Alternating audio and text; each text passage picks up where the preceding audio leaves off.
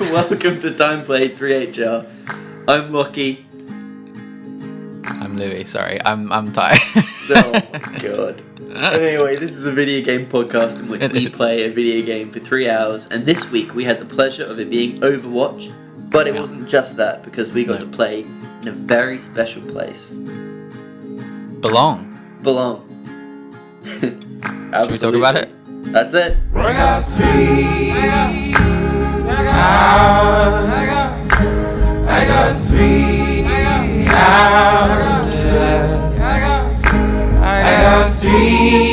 more.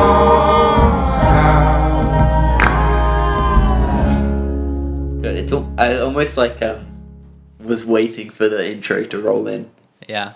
You know, I was expecting to hear it. Well, they just have. True. So we met up on Saturday. Yeah. We met up in Kingston, like we mentioned, and we went to a game, which is a video game shop. And obviously, because of declining sales in video games, they're trying to branch out and survive in these tough times. And they've gone for a sort of gaming cafe. Yeah, which is an amazing choice. Of all the things that company could have done, to go for let's make a modern internet cafe is pretty bizarre. Yeah, and it's so tied in, but so against everything that company is, which is about making sales for you to take a game and go home. And it sort of just opens it up to a sort of social experience rather than a product. It becomes a service rather than a product sale. Yeah, but it's all video games. It's also odd just because game has never been, at least for a very long time, has not been aligned with PC gaming, because PC games you don't buy in stores, people buy PC games on Steam. That's a good point. So it's weird for them to be and now come check out our very expensive PCs that you can play on. It's a very strange little £8 for 2 hours if you're interested. £8. So we rocked up on a Sunday. It was fairly busy. I was surprised. The guy that was standing there, what was his name? James. Shout out to James. And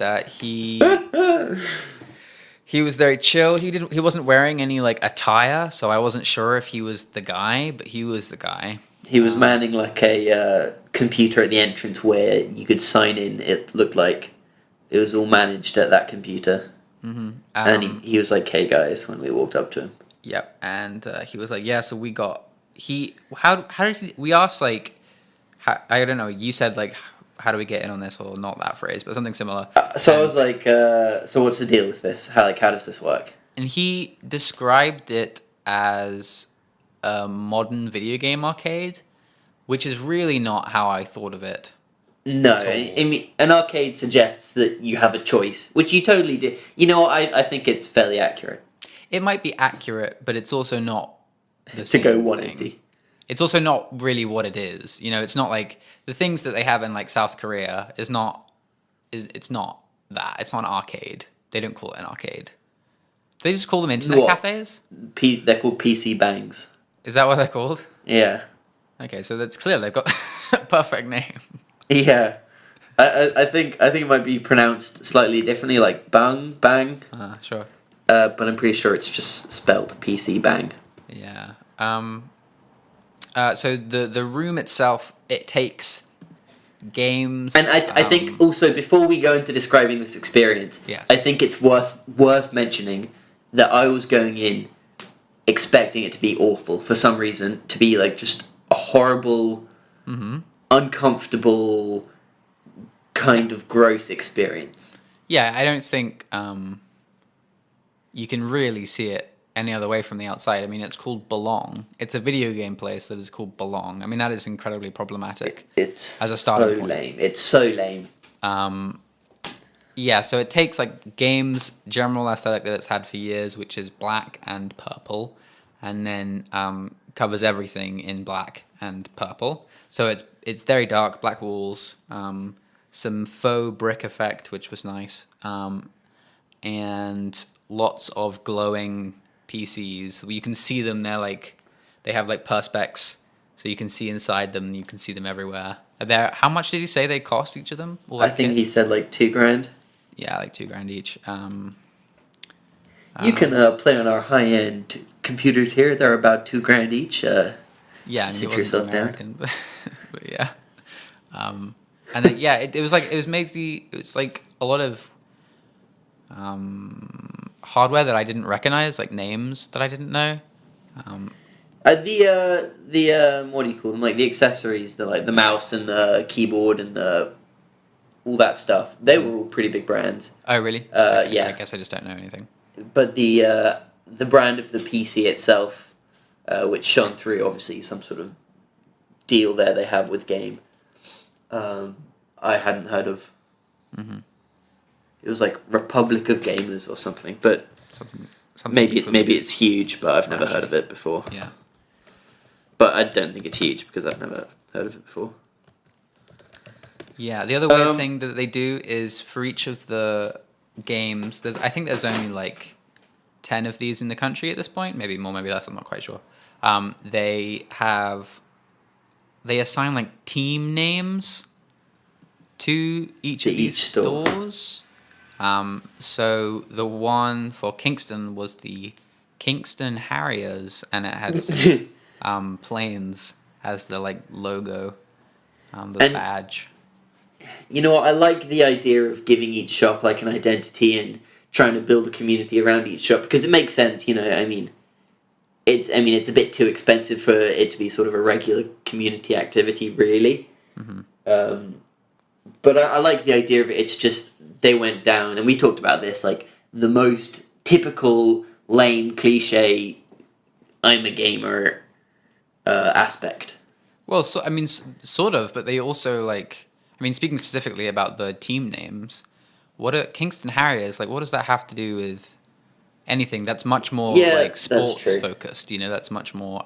Not that video games aren't technically sports, or whatever, but like as in typical traditional sports, like it could have just been the Kingston Tigers, and it's equally as irrelevant. So that was a strange choice. Not that I really want it to be like the Kingston Tetrominos or something, you know, like I don't want like video game related minutia, but like it's still a strange choice, and like the logo itself is just pretty tacky. And so I also want to say now, going into this thing, for whatever reason, I just had this like preconceived notion that it was going to be awful, which is just totally unjustified because it's literally just something that I just really enjoy doing. But just not in my house, and that's like great, and I had an absolutely great time. Yeah, I think I was like, part of me was expecting like crumbs on the seats, and like a sticky mouse. It's like it's like good. They offer snacks as well, which are like Pringles, and we didn't really investigate the snacks. That was a missed opportunity. Maybe next time. I think in general, we were talking about this after, just video game like hardware and everything else outside of the games themselves they're so specifically craply designed. They're always so naff and corny, and I mean, this is just my taste. Like, whatever, it's fine if you like glowing lights coming out of your PC. That's 100% fine. Is that an attack on me? No, it's fine, man. You do what you like. You do you. But for me personally, that stuff always just looks like so naff. It's kind of fun. Like, I kind of like the dumb keyboards that glow and change colors. But like, also, I would never own one of those. But just outside of that, even just like the belong thing. And just the general design around anything that isn't specifically an actual video game when it comes to games is always so naff, and it's a shame that game had to do that again with belong. I really just don't, like, I never want to say to anyone, what did you do on Saturday? I went to belong. Like, I just don't, that's just terrible. Yeah, and I mean, we also have to remember that, like, it is possible that and probable that games' like majority audience will much prefer what they've done than what we think is cool. Sure. I mean, it's like so subjective, but it's of course so cliched, but I'm sure it's for a reason. It works for probably a majority in that it's not like too offensive. Though I wonder what, I don't know what I would do if I had to design a space like that. I mean, it's tricky, isn't it? Because we're saying how one of the priorities is you don't want lots of light, Yeah. which is like the obvious thing to brightening up, well, in a non-literal way, like making a place more inhabitable and nicer. But when you play games, obviously, you don't want any light because it ruins the screen. So it's tricky. Yeah, so you just end up in this dark, dingy room. Feels like you're going into Laser Quest. Yeah, it kind of does. Queuing up at the start with all the snacks. Yeah. But once you get to a computer, they offer you, they're like, so, what are you guys thinking of playing today? Mm-hmm. And we were like, Overwatch. Mm-hmm. That's what And he was like, great, follow me. And he just showed us the two PCs, sat us down, full game of chess. Yep, the bucket seat chairs, yeah.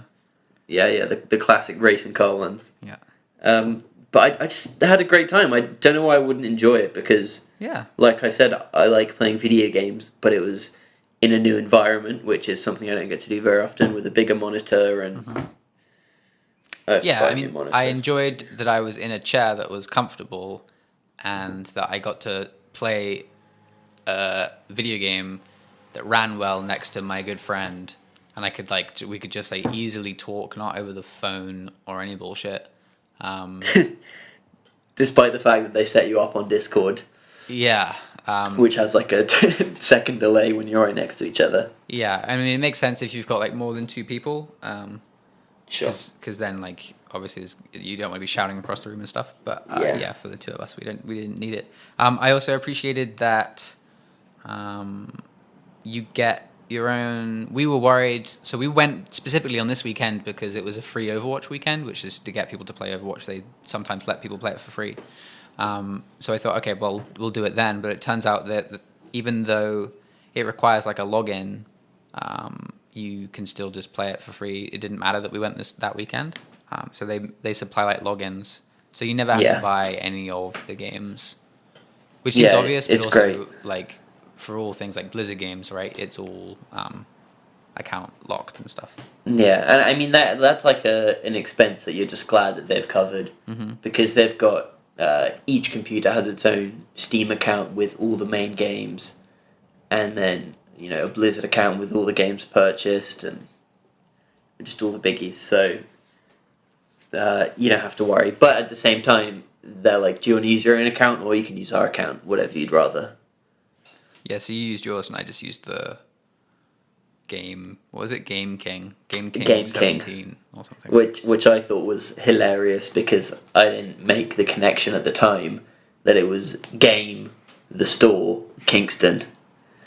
Yeah, I made the connection that it was game, but the king bit slipped my mind. I thought they were just like, let's just make it Game King for all of these ones. These kids, they're game kings, and I didn't even like think to clock.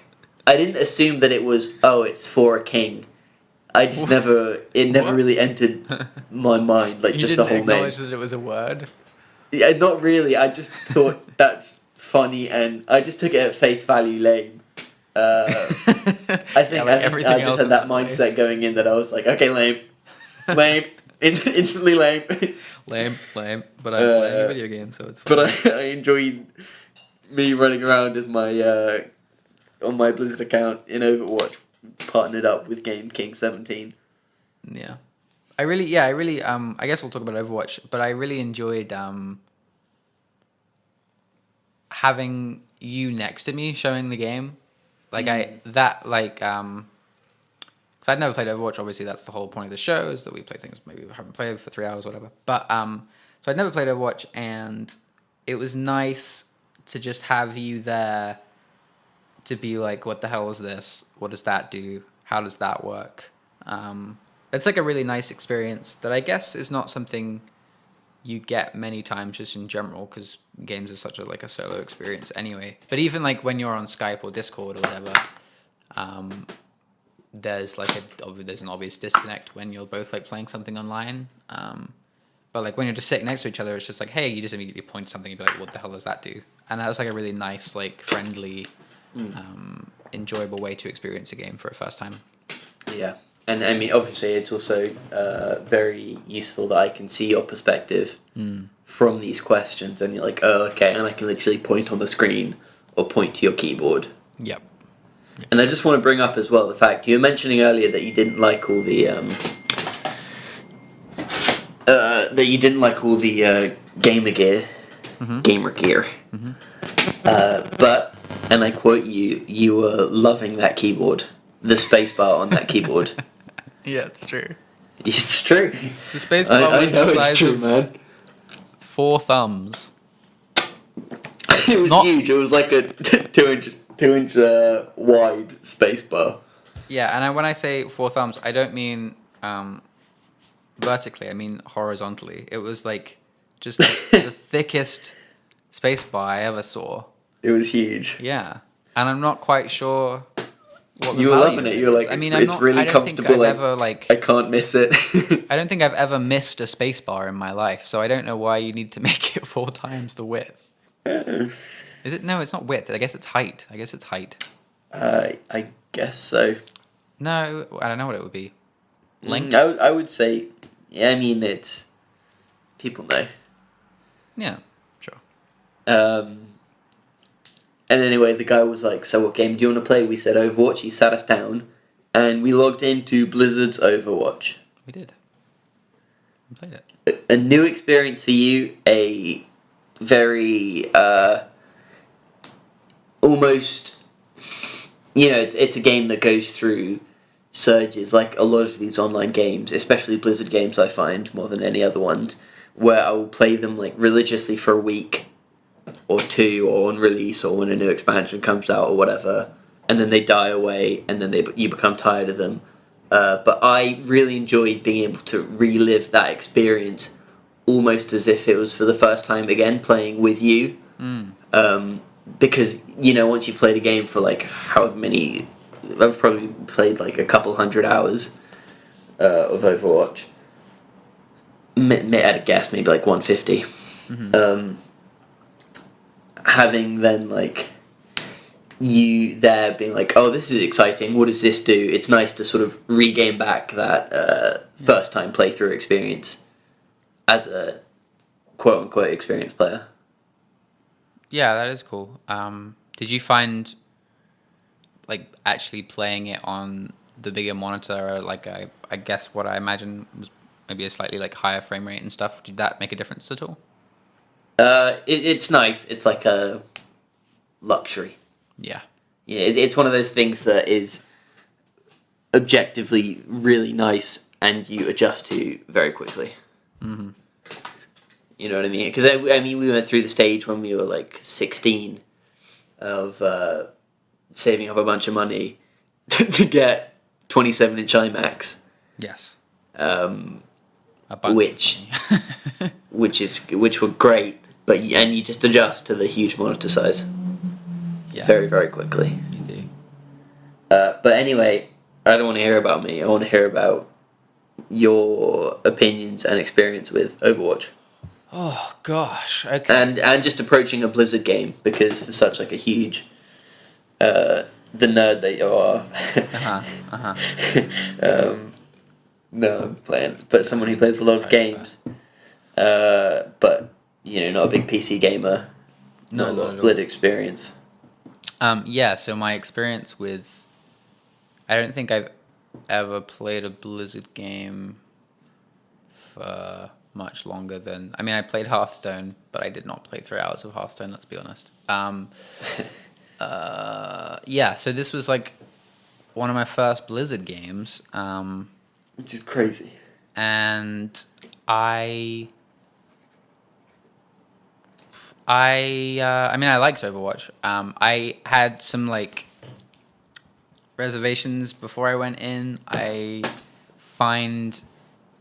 guess I just have my own bullshit around that company as it's perceived by people, and it's like I think I find the admiration it gets kind of disturbing,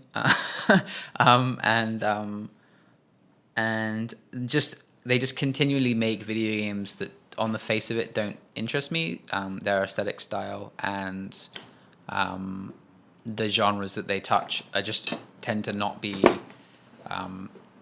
Are they almost always? They're always like online focused, right? They don't really make single player games anymore.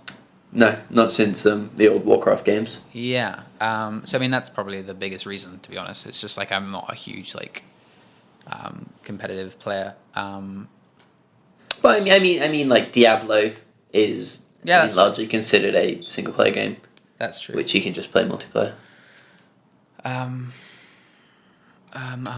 Yeah. So I had my reservations, and Overwatch looked kind of cool from like trailers and just general like people talk about Overwatch a lot. So I felt like I had a pretty good understanding of what that game was before going into it. But in fact, I think the thing that made me like Overwatch the most previously was I watched, and I can't remember the YouTube video. Maybe I'll find it and put it in the description for this. But this guy did this really, really good, detailed analysis of all the animation and how they get character through first-person animation. And it's a really good video, and it shows just how incredibly talented the team is over at Blizz. Just like in that one specific way of conveying character through first person animations. So that made me like interested in the game, but never enough to like try it or anything. And I was glad to have gotten the chance to play it on a PC, a nice PC. It ran well and stuff. Yeah. Like I wouldn't really want to play it on a PS4. I don't really want to play it with analog sticks. And I'm gonna Google that video. Overwatch animations. I think I know the guy's name. I think I have him followed on the old subs. What's the word? Oh, it's it's called Extra Credits. Extra credit. And the series is Extra. I got it. Anyway, so that's a really, really good video. Yeah, and it holds up to that. Like, that game is just absolutely filled with personality. And it's funny how just playing it made me immediately like all those characters a lot more than when I had just seen, like, press releases for them. It's funny how games work. Like, just, like, being within... playing a character versus looking at them immediately makes me much more interested in them, which is probably why video games in general I enjoy more, than like a movie or whatever. Is for whatever reason I just feel significantly more invested, and not like Overwatch is like a story game or has really any story at all. But what is is there like lore for why they're fighting? Yeah. So basically. And this is going to be pretty broken and inconsistent and probably wrong. Okay. But basically, a super team was formed to sort of protect the world. And I can't remember, I think it was from, are they called the Omnics? Which are like a bunch of robots that were sort of attacking the world or whatever. And I can't remember if Overwatch was brought together to prevent this attack, or if it was brought together post the attack. No, I'm pretty confident it was brought together to fight this attack, and then re-brought together at the start of this game. And so is that all of that information given outside of the game? That's like trailers and stuff? Yeah, so it does a lot of... And I quite like it when online games do this, and I think... so Blizzard do it well, especially through their animations and like short films that are just so well done. Their team on that is just top tier. Like the best out there. And just like through lore and stories and comics and videos. Right. And it just sort of fleshes it out that way. As well as things through like in the maps. So you can see a lot of details in the maps that like suggest these things and show, for example, posters of the characters in their prime or suggest some of the dangers out there. Right. It's cool though. Yeah, it was nice. It was nice to play like a multiplayer shooter again. It was nice to play one I mean, like Team Fortress 2, I guess, is the thing that relates closest to something that I've played any significant Hugely. amount of. There's a lot of comparisons. Yeah, it's got like that character focus and like everyone's got their own sort of loadouts and stuff. Yeah, sort of a funified, what would you say, like a funified? Funny. Like a funified version of a first-person shooter. One that's more than... that doesn't get fun through, like, pure shooting and moving and, I don't know, like, well-designed maps and good characters. You know, but things that are a bit more out there. Characters with a bit more... Well, I think something that, like, really shows the value and whatever of something like Overwatch or Team Fortress 2 is that they don't have any real progression systems like a Call of Duty does. And like a Call of Duty has a progression system arguably because maybe there isn't quite enough meat on those bones otherwise. Like it feels like you need... I think it's really impressive and ballsy that these games don't feel like they need to be like constantly giving you stuff and like leveling you up. And I think that's largely the reason why these games die. But at the same time, they want those games to die because they produce so many of them and make all their money by reproducing them. Yeah. So I think they're fine with those games dying. However, I think you like underestimate the fact that these games become all about skill progression rather than game progression. As in the player skill. Yeah. Yeah, I mean that's so what I mean. You get your fun through victories of a competitive mode that you're probably best at in terms of competition. Exactly like that, but that's what's impressive is that it doesn't have to rely on this sort of fake feeling of progression. You can actually like progress in terms of how good you are instead of just having a gun that shoots more bullets in a second, you know. But like COD doesn't do that. Not really. I mean, it gives you like perks and then new guns and such and such and such. Sure, and there is slight advantage, but I would say for games like COD, it's more a skill thing because when you level up, you restart that whole progression again. Right. So I mean, you've lost all of your perks that give you a slight advantage.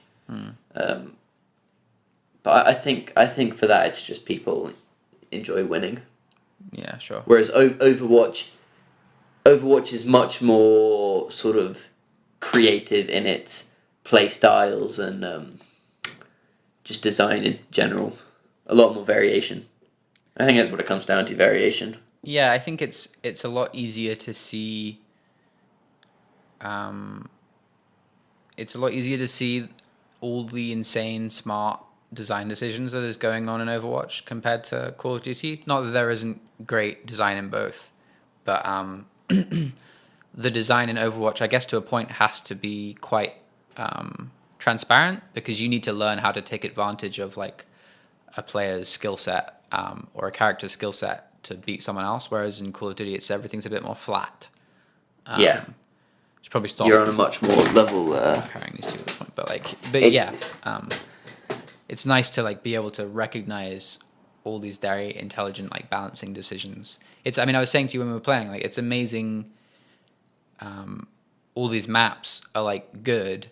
Obviously, they're all very good, but they have to be designed so that every character can have fun on each map in a specific way all the time. Yeah. Like it's. I mean, maybe you can correct me. I didn't play enough of it, I guess, but like, I'm sure there are maps that are slightly better for certain characters, and that's probably intentional. But it's never like this map is just filled with people that are sniping and only sniping. You know? No, that's a good point. Which is like I guess just what happens when everyone can play the same character, because in Overwatch it doesn't allow everyone to play the same character. It means that, say for example, if a map is perfect for sniping, only one person really gets the chance to. Yeah. So it forces people not to go into like the most optimal thing. Does it like literally if more than like two people choose a character? No, only one person can play it as each character on a team. But there are like very similar like classes. Yeah, sure. So how But many snipers there's are there? There's like 3 snipers? so there's one literal sniper Yeah. who is the sniper in the sense of what someone would think of when you think of a sniper.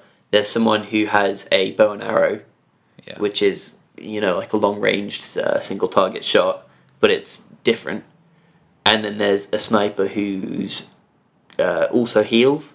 Mm-hmm. So you have a lot less focus on enemy sniping because as a healer, you're going to be benefiting your team much more through healing than through damage. Yeah, I am. So there's only one like proper sniper.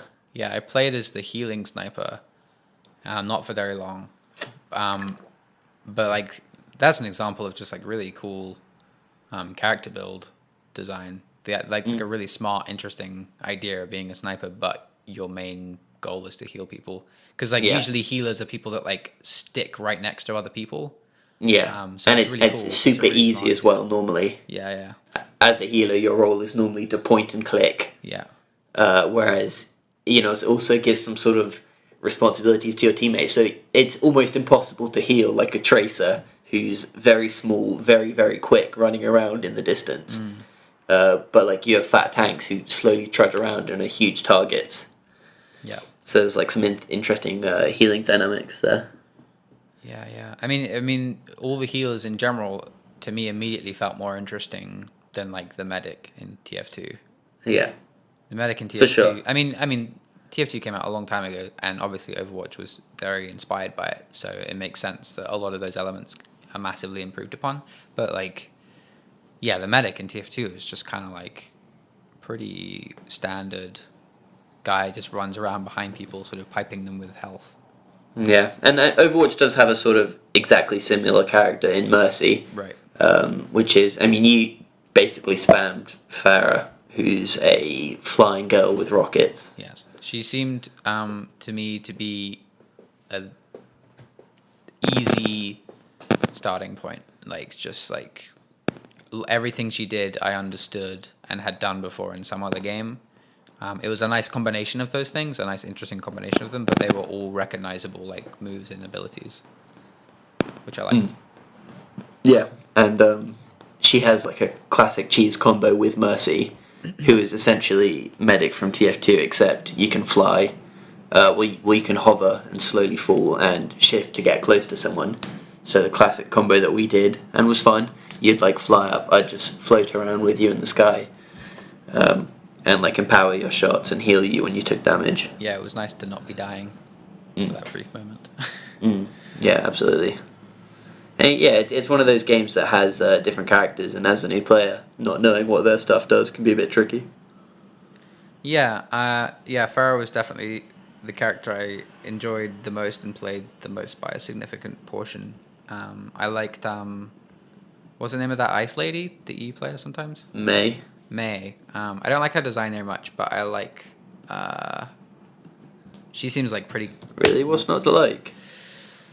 I don't know. It just maybe it wigs me out that she's like, I don't know. She just seems too chill. Well, she's a nice girl, Louis. Yeah. She just, I don't know what it is. Maybe I would learn to like her as I played her more. You should watch. Well, you shouldn't watch. But if you ever play this game properly, you should watch some of the shorts. May has a great one. I can't tell you why, because I don't know why. It's me just being an ass, but I really, really don't want to watch them. Yeah, no, you do you, man. But they are just objectively great. I'm sure they're like tiny Pixar movies. Yeah, they're really just so well done. It's about how she like makes her ice gun. Good. And becomes a hero. It's good. Anyway, the whole experience was really fun. Sign me up again. Yeah, I'd definitely do that again. I'd do it again. In a heartbeat. Maybe some PUBG. Yeah, dude, I've been playing that the last few days off the hype of looking at the game, people playing it in-game, and Cormac's been playing some of it, and I've been playing some with him. Uh-huh. It's actually pretty fun. I think we'd have a good time. I'm sure we would, yeah. Let's absolutely go back and play PUBG. Yeah, so I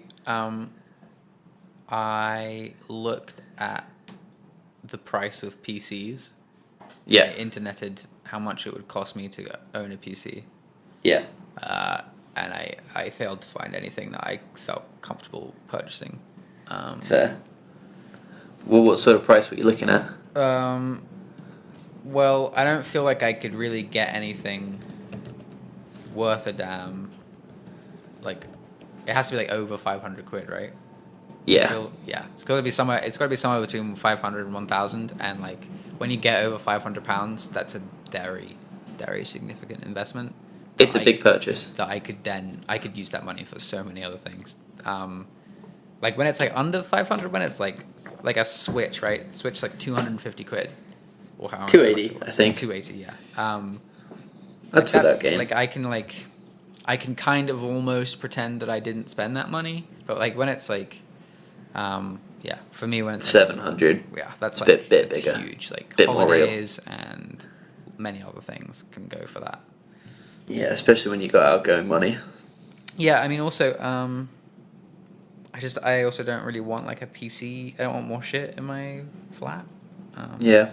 So I was Have a looking big at like power block. obviously very overly, because like the more like I guess the closer it is to just being a console, the more expensive it's going to be because they can charge for idiots like me that are going to overpay for that sort of stuff. Yeah.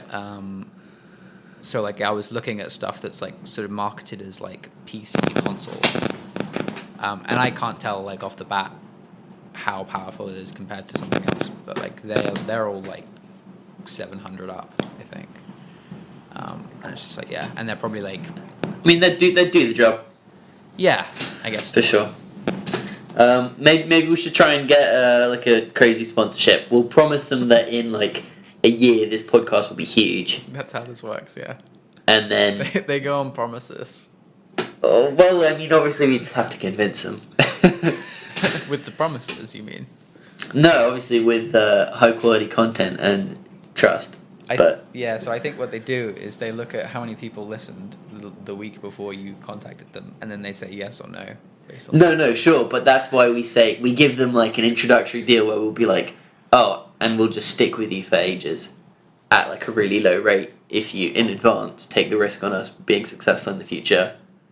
It'll pay you back in the future by being like a low rate. So what we would just be like, hello, this week we're playing PUBG, and I played it on my Dell Inspiron 5000, and then No, you'd just be like, wow, these guys actually just really like actually cooked us up massively. I guess that's for true. what for I guess fuck knows like, what reason.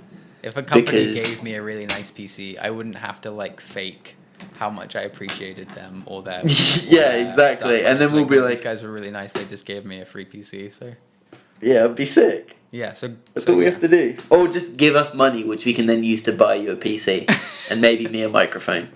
Well, that broadens our options because then we could get money from like anyone. Well, yeah, exactly. That's what I'm saying. You know, Blue Apron. No. No. Are they good? should we get in touch? Do they sponsor everyone? Yeah, they're one of those podcasts. Like Audible. Yeah, it's like they do. I don't think And MailChimp. they're in the UK. They do like. You know what? I think I've They're heard not of it. paying us. I'm not going to tell you. I'm not going to tell you what they do. Yeah, nice. Yeah, maybe we'll try and get you a free PC. That sounds good. Let's do that. But in that time, I'm gonna belong as a avid member of the Kingston Harriers. Yeah, I mean, at least in the time being, we both have somewhere we finally belong. Yeah, exactly. It's nice to know after Yeah, thank God. We've been after all searching. these years, knowing that there's a special place. It was game all along, Lucky. It was game. Wow, who would have thought? Hey, when I was making all those pre-purchases, all those years ago, who would have thought that When you were in that there would be buying my Spider-Man home? Yeah, my home away from home. You were already there. Anyway, we should go back and play PUBG because I would like that. Yes. I got stuff to say about that game, but Cool. I can't wait. it will wait. It will wait. We could do that like fairly soon. Let's just do whatever, I guess. Yeah, absolutely. Um, You have a game for me next week. yes, and it's time you played it, sir. Yeah, okay, you're gonna say Mirror's Edge 2. I am. Uh, So it's Come on. it's currently on sale on the Come PlayStation on. Network oh, so I have to buy it on the PlayStation Store. for £6. Okay, I'll buy that. See, that seems pretty reasonable.